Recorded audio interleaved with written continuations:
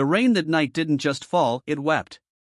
It tapped on the tin roof like a quiet reminder that nothing would ever be the same.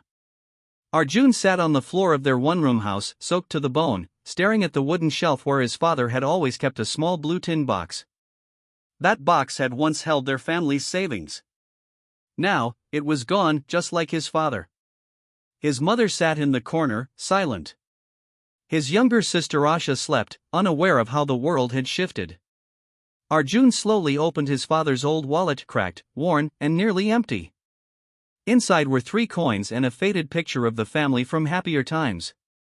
17 years old. No money. No father. Just a promise made in the silence. I will never let money control me, but I will learn everything about it.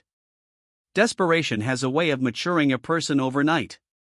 Arjun found a job at a small tea stall owned by an elderly man named Mr. Rafiq.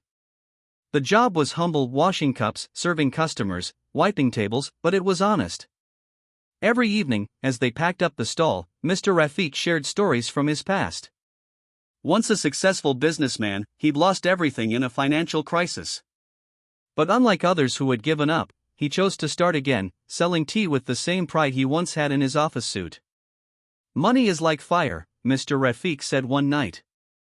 Useful when controlled. Dangerous when it controls you. That stuck with Arjun. He realized that chasing money without understanding it was like chasing fire with bare hands. Instead of fearing it, he needed to learn to use it wisely. Arjun began tutoring kids after his tea stall job, slowly adding a few rupees to a small tin box of his own. One afternoon, Asha came home with tears in her eyes. Her school bag had torn, and other kids were laughing at her. Arjun's heart ached. His instinct was to run out and buy her a new one. But when he looked at his savings, it wasn't enough, not without dipping into money for rent or food. "Give me 2 more weeks," he told her softly. "I'll make sure you get a bag better than anyone else's." She didn't understand. But 2 weeks later, when he handed her a bright red backpack with new notebooks and pencils, she hugged him and said, "It was worth the wait." From that day, Arjun lived by one rule. Never spend money you haven't earned. Years passed. Arjun saved slowly but steadily. With his savings, he rented a small space and turned it into a learning center with just 5 desks, a chalkboard, and a dream. He named it Yudin, meaning flight. One of his students, Mira, was quiet but brilliant. Her family couldn't afford to pay. When Arjun's mother noticed, she said, "Teach her. Your heart will profit, even if your pocket doesn't." Arjun agreed. Mira worked harder than anyone. Years later, she called him from Bangalore after landing her first job as a software engineer. "Sir," she said, her voice cracking, "I made it because you didn't give up on me." She sent him her first paycheck, a small part, but it felt like gold. Sometimes the best investment, Arjun thought, is in someone else's future. As Yudin grew, so did Arjun's income. For the first time in his life, he had choices, new clothes, a smartphone, even a fancy motorbike. One day, as he stood outside an electronics store, considering a phone that cost nearly a month's salary, he saw a man across the street.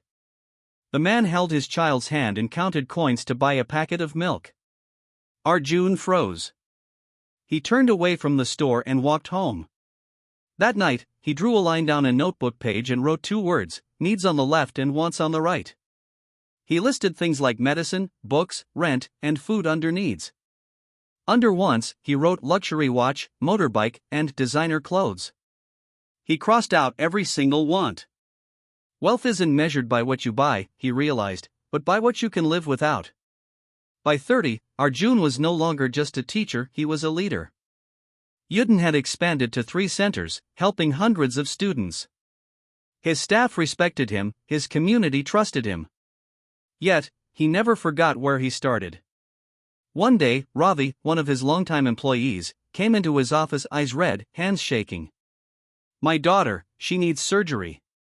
I don't have the money," Ravi whispered. Arjun didn't hesitate.